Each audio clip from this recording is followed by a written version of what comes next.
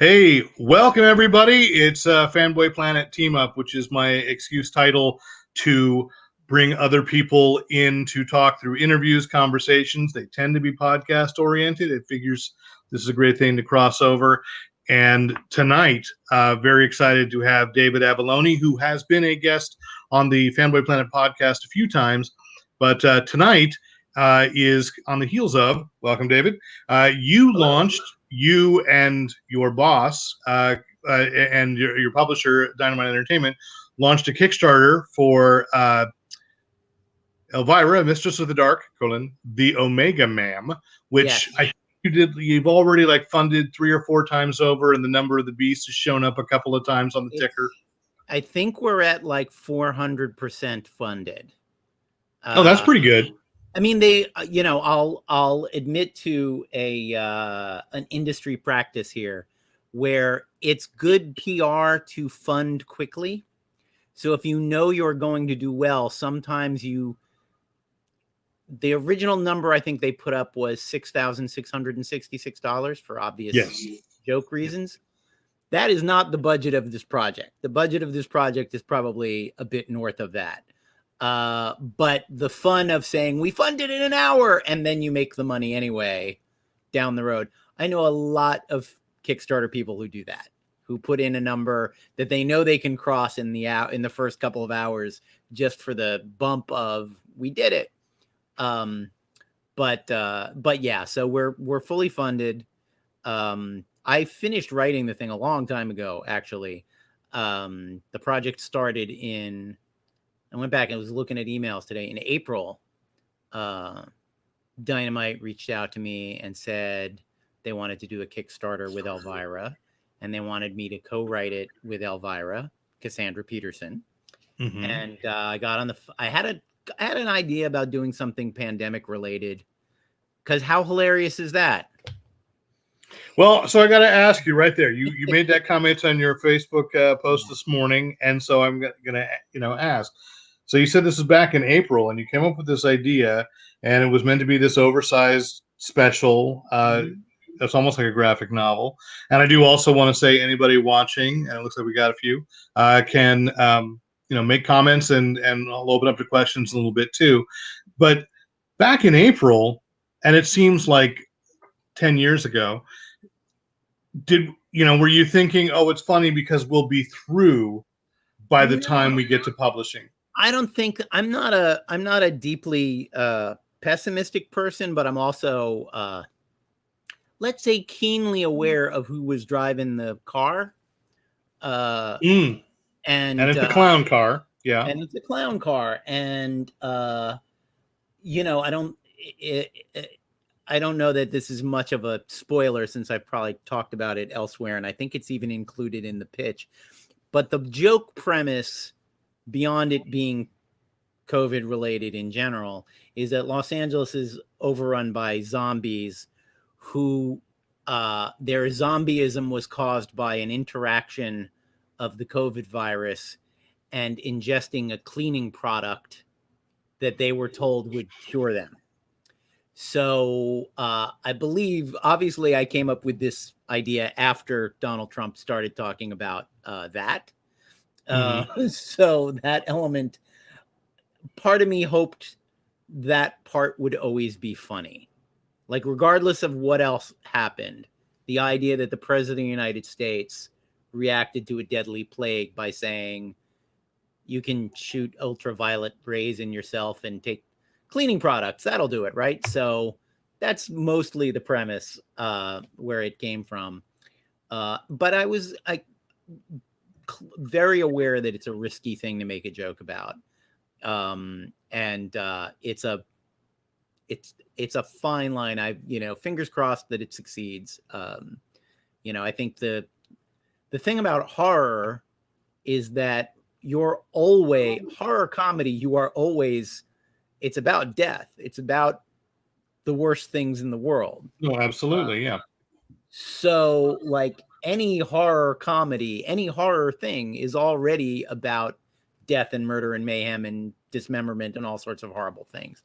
I would submit that there is absolutely nothing in Elvira, the Omega Ma'am, even remotely as horrifying as any 3 minutes of The Boys or any number of other very popular Yeah.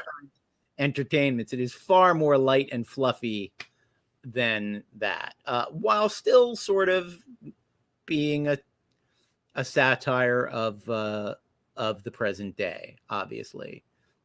But with a fantastic title pun, which I think I just saw you confess was Dave Acosta's. He's the artist on this. I wanted to. I'm the Omega Man's one of my favorite movies.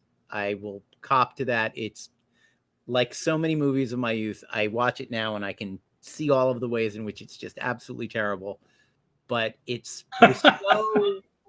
was so entertaining to me, and there are so many aspects of it as a story that I responded to, and you will see pieces of it, motifs from that.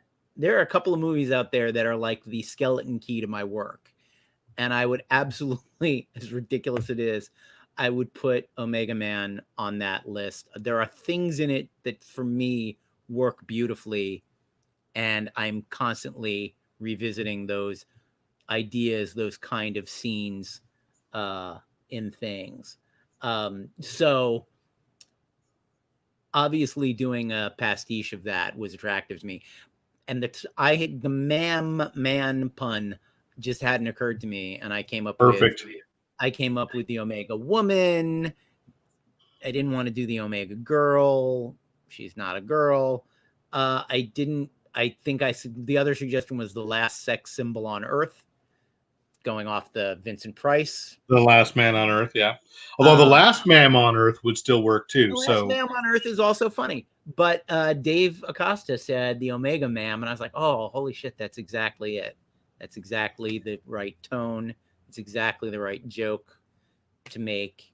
And yeah, and it's funny, Cassandra was pleased that we were doing something set in Los Angeles, because we haven't, in all of the stuff I've written for her before, we haven't done that much in Los Angeles. Though The Shape of Elvira took place largely in Malibu, so that's close. Yeah.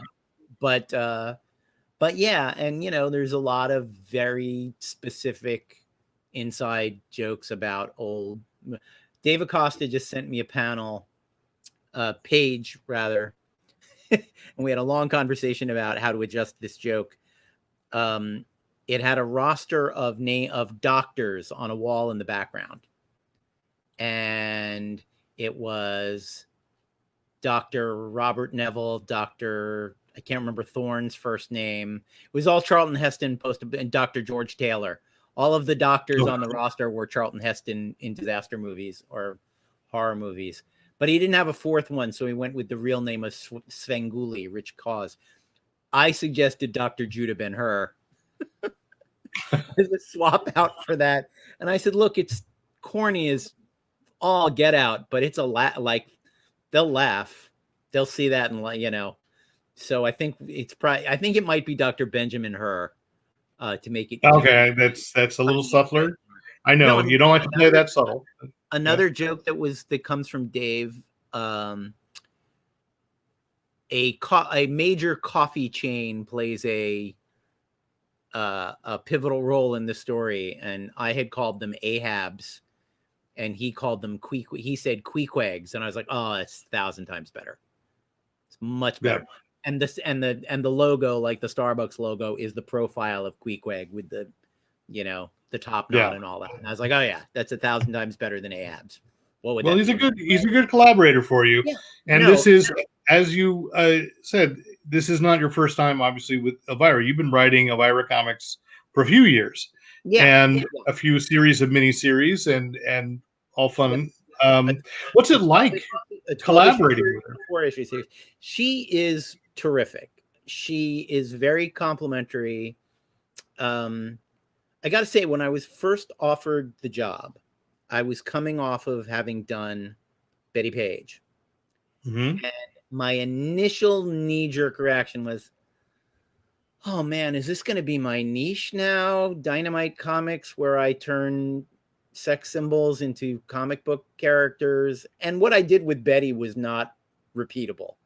I turned Betty into a secret agent, and it's very much, it takes place in the early 50s, and it's a tribute to everything I love about the culture and the art of the 1950s. So I was like, what am I even going to do with Elvira? And I thought about it. And the funniest thing is, two very important people in my life, my wife and Dave Acosta, both said, oh, you're doing this job. I mean, I love Elvira, but Dave and my wife are huge fans. I had no idea. Dave was like, I'm starting on sketches now so I can make sure I get this job. I think he redrew the first 3 pages of issue 1 like 5 times. And I was like, Dave, stop. It's good. It's great. Don't stop doing it. You give him time, he tends to redraw stuff. So it's good to keep him moving. But I thought about the fact that she's a horror hostess, and what is that? What is that? And what does that mean? And what story does that suggest? So I thought, well, wouldn't it be fun to have her meet all of the famous horror creators? And so it's Mary Shelley, Edgar Allan Poe, and Bram Stoker. And then in the 4th issue, I had originally sketched in Lovecraft, but I wasn't crazy about the idea, and I didn't want to deal with the Lovecraft is a racist thing. Plenty of great jokes about it, but I was like, it's a whole issue of her being around an unpleasant person. I know that's a huge branch of comedy. It's not my branch of comedy. I absolutely, there are certainly unpleasant people in the things that I write, but as a perfect example, 2 very popular HBO series, Curb Your Enthusiasm and Girls. I'm like, those are comedy shows about people I would walk away from at a party after they spoke to me for about 30 seconds. So I don't want to spend a half hour with them, and I will never. And it doesn't fit Elvira's brand of humor. Yeah. I mean, you're right. There's a dark humor to it. It's macabre. It's mordant, but it's also, there's something silly and fun, and say actual racist attitudes, not silly and fun. And also she's a fan, so you'd sort of have to deal with her not liking the person that she met. I mean, as an example, Bram Stoker is pretty disappointing to her in the story, and that's totally motivated by, and this is as an aside, I have never been crazy about vampire stuff. For some reason, it falls flat on me. I don't like it. And I mean, and I've loved great vampire, Near Dark. I love the original Dracula, all that stuff. But as an overall thing, the vampire stories bug me a little bit. And when I researched Bram Stoker's life to do the issue about him, I went, oh, that's why I don't like vampire stories, because the place they come from emotionally for Bram Stoker is jealousy. He had a beautiful wife who would not sleep with him, would not touch him, did not like him very much. And ironically, she was in love with Oscar Wilde. So Dracula is essentially Bram Stoker's jealousy of Oscar Wilde turned into. Okay, now when we talked this morning, you said we'll talk Halloween, we'll talk horror stuff, and that makes me think, has anybody played Dracula like Oscar Wilde? Because I would love that. I think to a degree, what's his name? Gary Oldman was doing the English Fox. He was a movement, when he comes to England. I vote, as a complete aside, Gary Oldman's a very serious actor, does his homework, whatever. This has always made me laugh. That probably when Coppola came to him with the job, he went, well, I'm a great serious actor. I'm going to take the role of Dracula seriously. I'm not going to do that bullshit Bela Lugosi accent. I'm not going to do any of that. And then he researched the role and went, Bela Lugosi has a perfect Transylvanian accent, and if you're going to do it accurately, you actually have to do that. Absolutely. So even in Coppola's Dracula, he's Harker, like he's doing the Lugosi, and he's having fun, and you can't not do Lugosi. The other thing I discovered researching this, and then I'll stop with the asides. I found out that Bela Lugosi played Dracula in exactly 2 and only 2 I was just going to bring that up because you were the one that pointed it out to me too. And because I've been watching by the way, people watching this, Peacock for free has almost all the Universal horror movies. There's commercial, just awkwardly it stops, commercial comes, but otherwise. So I watched Dracula's Daughter, which so technically that is the third time, because he did license his or allow his likeness to be used on a dummy in but Dracula's he's not Daughter. actually in the movie. And yes, for those who don't know at home, the other movie is Abbott and Costello Meet Frankenstein. Which I have them all.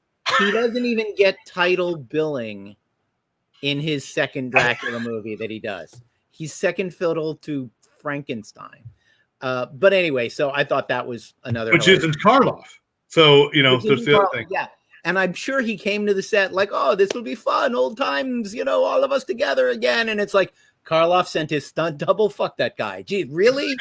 Really? I signed up for this and no. Isn't that Glenn Strange? And everybody else. Yeah, I think so. And everybody else stayed home. But yeah, so I thought that was, so the first arc was the horror creator arc. And then it sold really well. And 2 issues in, they said, you need to do more of these. You need another arc to follow this one. And I will confess, a lot of times comic books are made under super tight schedules. And as much as we try to plot out everything, the good news and bad news about Dynamite is that when they ask me to pitch something, they don't ask for a lot of detail. So what frequently happens is about issue 3, I'm like, man, I wish I'd written more than a sentence about what was going to be in issue 3. I don't know where this is going. So among other things, I actually didn't know when I started issue 1. Secrets. I actually didn't know why she was time traveling and who was making her time travel. I had an idea I would do a Doctor Who thing, and it would be a Time Lord satire, Doctor Whom, the grammatically correct Gallifreyan.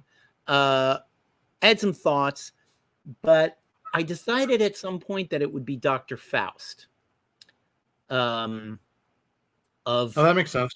Of stage and screen, because he knows all the secrets of the universe. Maybe he knows the secret of time travel. It's a little bit of fudge, but and what the proof that Dave Acosta and I are well suited to one another is when I thought, let's make it Dr. Faust. Richard Burton is in a terrible Faust movie that he directed called Dr. Faustus. He literally made it with he was teaching at a arts college in England, and he made an adaptation of Kit Marlowe's Dr. Faustus with his students and Liz Taylor. And it's terrible, unwatchable nonsense. But what I love about Dave Acosta is before I could even type, and he should look like Richard Burton, he sent me a screen grab from the movie and went, so this, right? And I was like, yep, Richard Burton. So then for the next arc, I went, well, she's struggling with Faust. How about she's standing there when Mephistopheles comes to collect his soul? And I get to do the classic joke. Mephistopheles shows up and Elvira says, I am not with him. I just want to make that really clear. Right. I am not. And then, of course, he poofs them both to hell. And I was like, yeah, then I'll do Inferno for 4 issues, which I did. And, pretentious and absurd at the same time.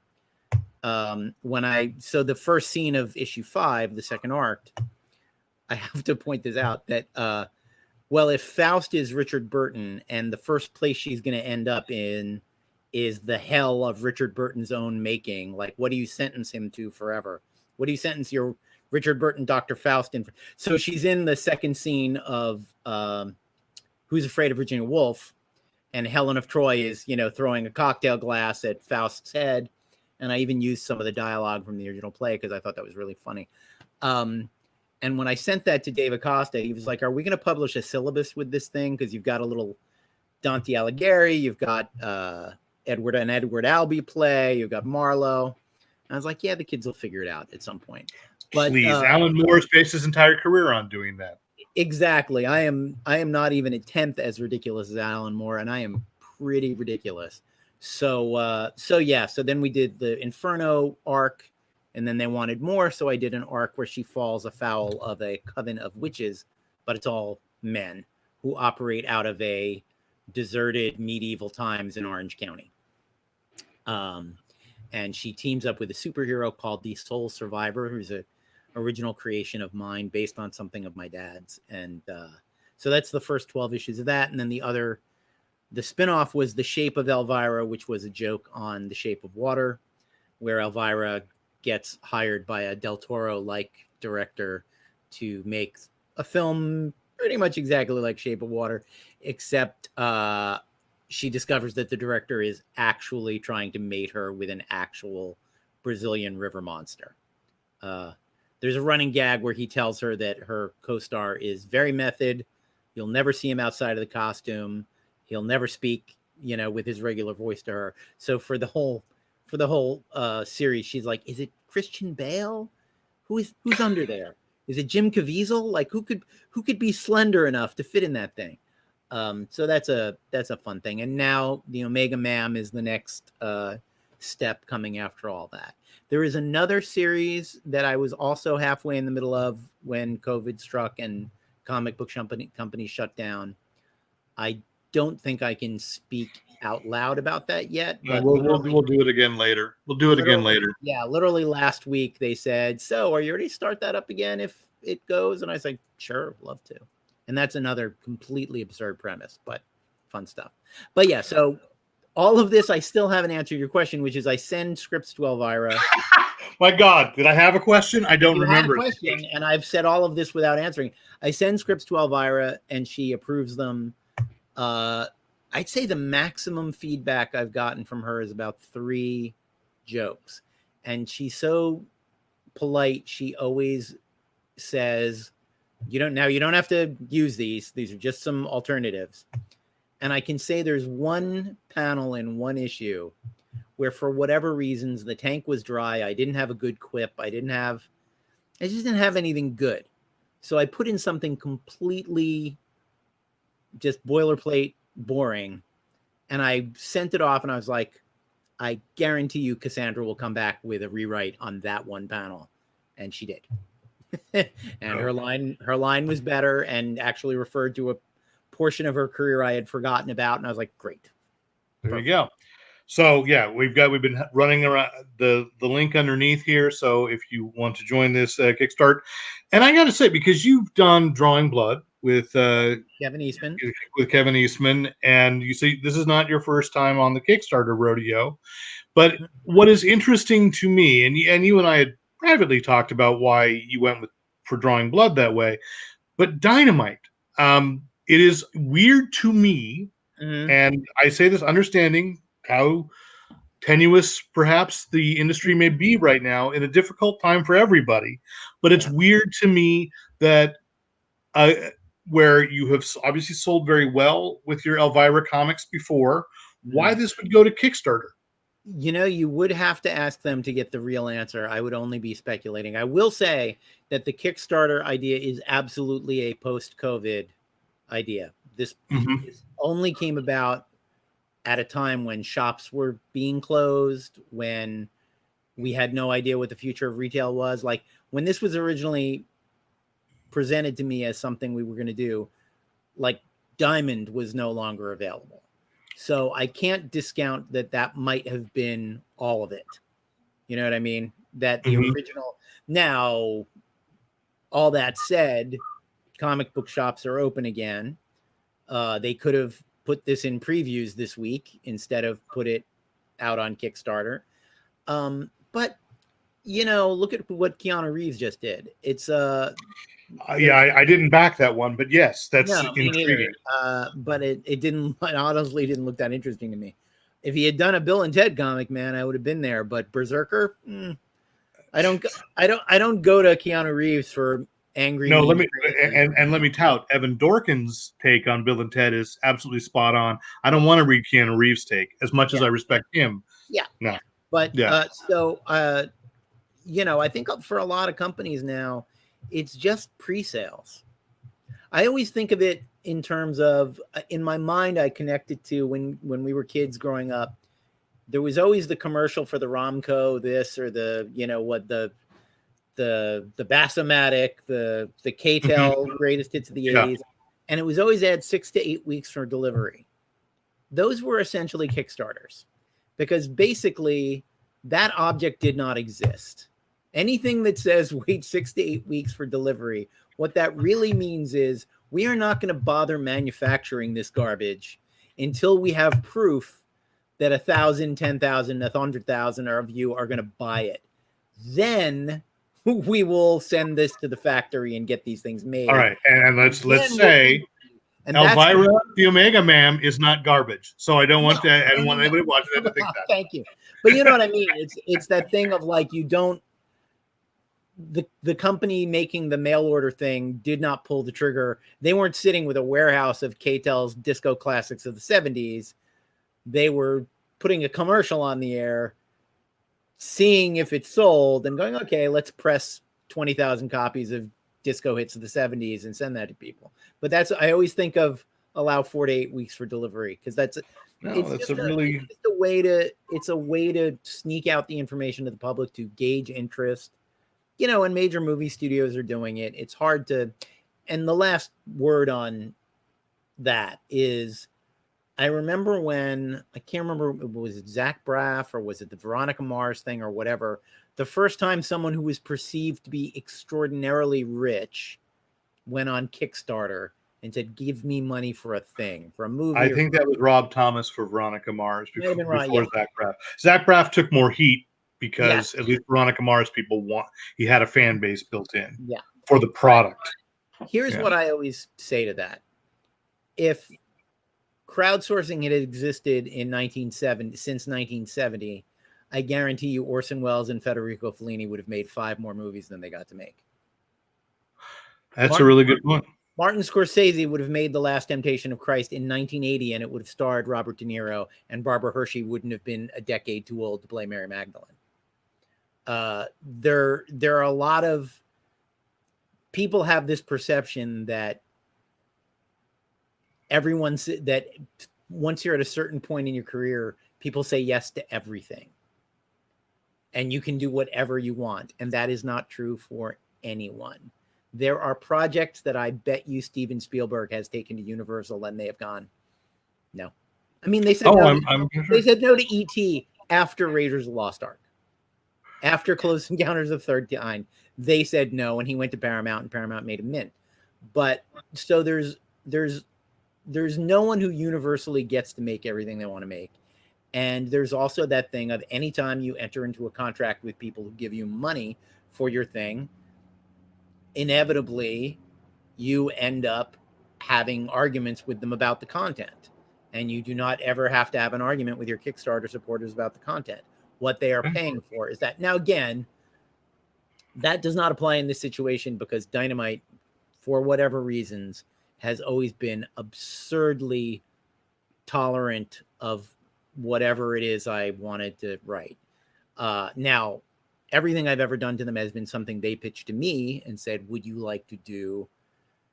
But, you know, with the exception of, I pitched a James Bond thing once almost as a joke, knowing they'd turn it down because it was so dark and wrong.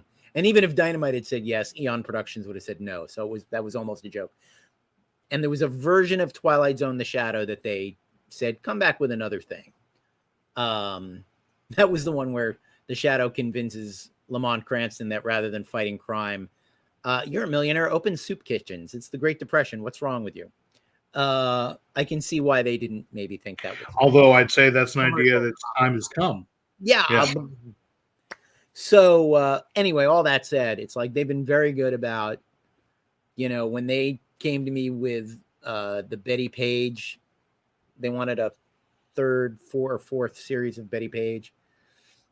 And all they wanted was her to be in various Dynamite costumes on the cover. And I think, Nick Barucci's idea was like, well, she could be in Hollywood making movies and she's dressed as Red Sonja. She's dressed as Vampirella. And when I came back with, no, it's a multiverse thing. It's Crisis on Infinite Bettys. And they went, okay, sure. Crisis on Infinite Bettys. I think it's wild that they said yes to that. And it got printed and ran 10 issues instead of 1.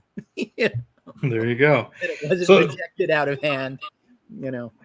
let's turn to we've been talking about Omega Man, but as I say, Team Up is really kind of like a podcast crossover, and then you do a podcast with Ryland Grant, I who is a do. comics creator who's done a lot of his own original properties, and that's called The Writer's Block, and there's the little link across the bottom there. You Yes. also do Pulp Today. So let's start with The Writer's Block. Sure. I have this theory, of course, everybody will have their own podcast before, And I have two. How fucked up is that? It's just, well, I know you. It makes sense. Andy Warhol had it wrong, So you've got the writer's block. What inspired that in all this? That you and Ryland inspired that? That all comes from Ryland. I have to say, I was already doing Pulp Today, and Ryland was setting up. He's been doing this a lot. He's been helping people. He's very good with panels and cons. And, in the COVID era, there's been all these virtual online cons. And he was helping with something called Mainframe Comic Con. And he wanted to do a handful of panels. And he asked me to do a handful of panels. And he said, I want to do one. And we had talked about this previously about like what we all really miss, what comic book creators, what professionals miss. Aside from seeing fans and all that other stuff, what we miss the most about conventions is after the convention is over. Some people call it BarCon. Y'all go to the bar across the street or in the nearest hotel and drink and hang out and tell war stories and tell what happened all day. And it's just a great community and camaraderie. And of all the things we miss about cons, we miss that a lot. So Ryland said, let's put together a panel with, two people we would love to hang out with after a con. And I suggested David F. Walker, who's an incredibly talented. Love David. Love David. He is a tremendous comic book writer.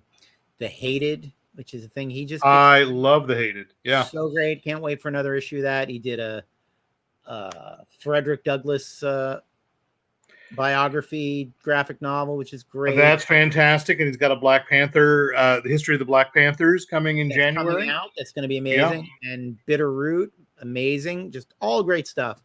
And a writer named Erica Schultz, also very great, has a lot of great stuff that she's kickstarted. And I said, let's do that with the four of us. And we called the panel The Writer's Block. And from the beginning, Ryland said, I want to do this once a week if you think you're interested in doing it. And I was like, yeah, sure. I love the idea.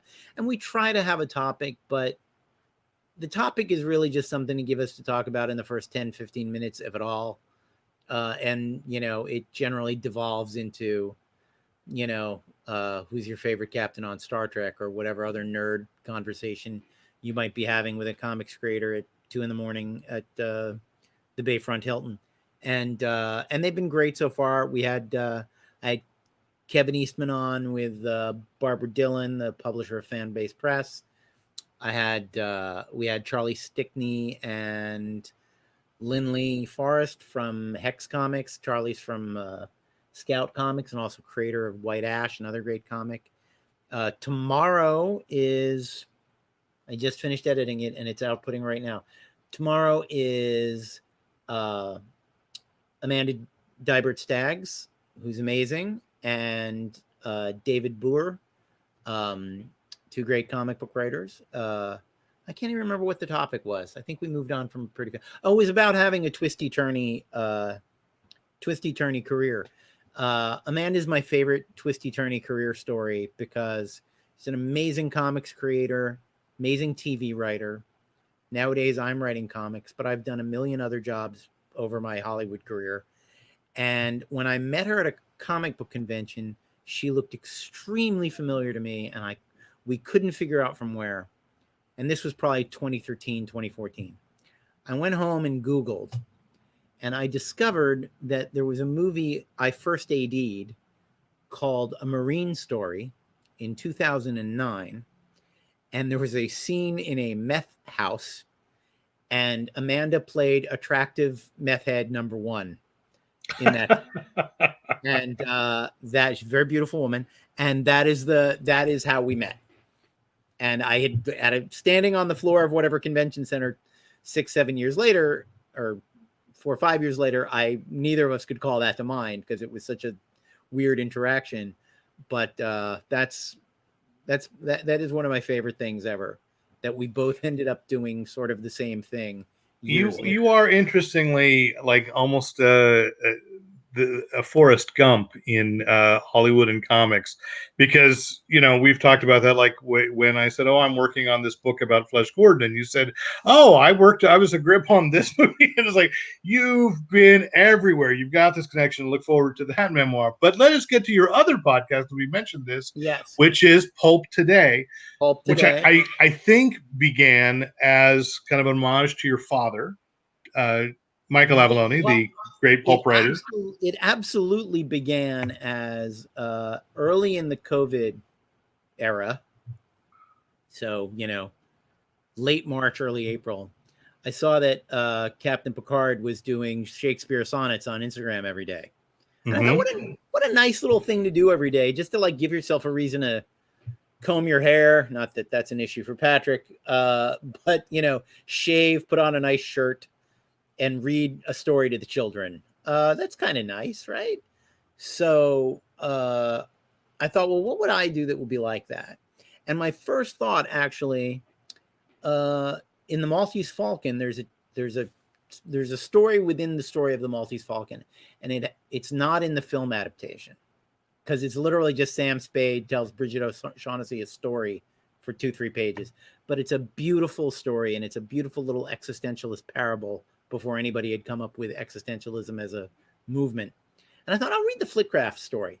And then a friend of mine said, well, if you could do that, read something from one of your dad's books. So, I kind of kicked around what the format of that would be. And I went, well, I'll call it, I think I originally called it Pulp at 4. I was going to do it every day or something crazy. Yeah, I remember that. Yeah. And I did it like the early days. There were like 2 or 3 of them a week. I was kind of pounding them out. But I've dropped it down now to about every week and a half.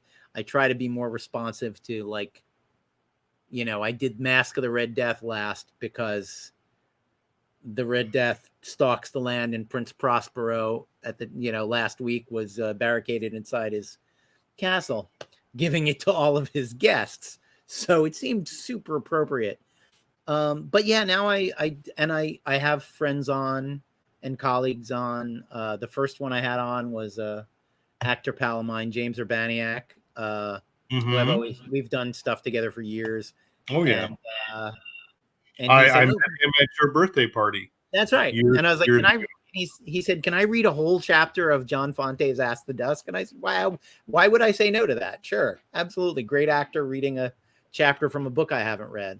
And David Walker came on and read some Donald F. Goines, which was great. That's another one where, like, we talk about Donald F. Goines and Pulp Fiction for maybe 20 minutes, and then it's 40 minutes of us talking about Batman, if I remember correctly. And that I almost cut it into 2 episodes because it was so like, wow, they really went off topic. And I had Jess Nevins on, who's a great, I don't know if you know Jess, but he's a great, not personally, but I've run across amazing pulp historian. And I had him talk about the history of pulp. I learned a lot from that. He sort of endorsed my loose definition of pulp as things that were originally published on cheap paper, which is really all it means. I've violated that a couple of times. I had my friend Emily Edwards on. You should have Emily on your team up, by the way. She has a great podcast called Fuckboys of Literature. Okay. I came on and talked about, she had me on to talk about James Bond, and she had me on to talk about Sam Spade. It's a very, very funny podcast. She's talked about Batman. She's talked about Dr. Manhattan as one of the great fuckboys of literature. It's very all right. See, you got to remember, I walk a line between Catholic and Mormon, so it's hard for me to do that. And the podcast is the name is provocative, but the podcast itself is literally just about terrible behavior by men in popular literature. I understand. So I had no good segue. Yeah, no. But last thing about, what was I going to say about Jess Nevins? I met online because he does the annotations to Alan Moore's To League of Extraordinary Gentlemen. With amazing work. And he open sourced for the 3rd volume, the Black Dossier. And so you could add to it. So I added 3. There were 3 trivia things that he missed, and I slotted them in. And so he quoted me in his book, and we, became friends through that. Brian Kent. So we have a question. Yeah. So I had no good segue to this. I was waiting, but Brian, there's the question. If you could write any comic or make any movie based on a comic, which is a good question because I know that you've done film pitches. Yes. I know we can't talk about a couple that you've told me about, but yes. But there's the reality. You are still a foot in Hollywood. Oh, totally. And writing any comic, the thing is, I have a feeling, I could be wrong, but I have a feeling Brian means other people's licensed work as opposed to. Well, I suspect but then since we'll go with Pulp today, and I mentioned your father, your father had a character that I could see and I'm sorry that Ed Noon, there we go. That Ed Noon would be someone that you could adapt like for Titan for Hard Case Crime or something, it'd be interesting. Well, I'll tell you though, it's a good question, Brian, because I'm actually doing one of my dream projects. The Kickstarter launches in about 2 weeks. I'm taking advantage of a couple of comic book creators, Clay Adams and David Schrader, asked me to contribute to a horror anthology called The Nightmare Theater. And I'm doing an 8-page story with art by Silvia Califano, a great Italian artist. She does Star Trek for IDW. And the premise is this is a 100% true story.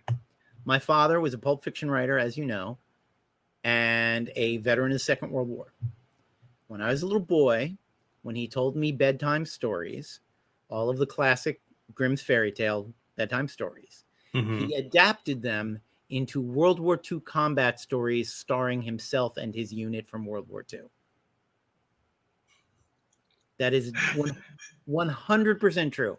So the example I always give, because it's an easy one for people to picture in their mind, is, imagine the Little Red Riding Hood story, but Little Red Riding Hood is in the French Resistance, and her grandma's in this French Resistance, and the wolf is a Nazi officer, and instead of the hunters, it is a reconnaissance squad of the United States Army that kicks open the door and shoots the wolf. That's the story. That is Little Red Riding Hood, as I was told with a straight face by my father in the early 70s.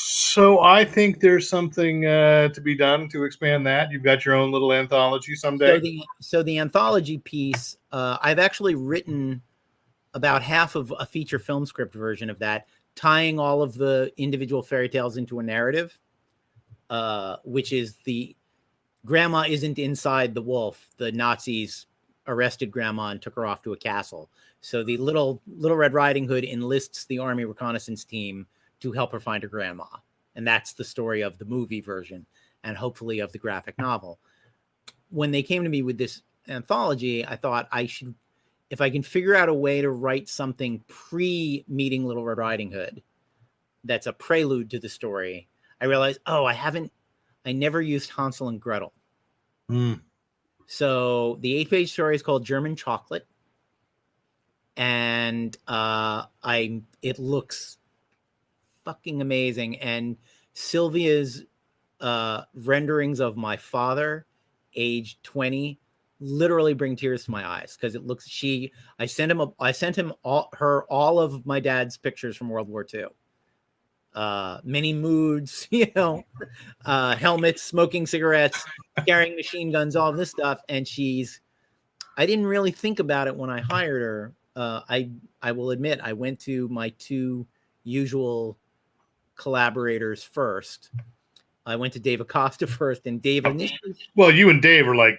Dave initially said yes, and then he said, "Man, I don't want to draw tanks." And I was like, "Dude, that's totally." He's like, "I don't think I'm the best guy for this, and I don't want to drag you down. So, see if you can find someone else who'll do it."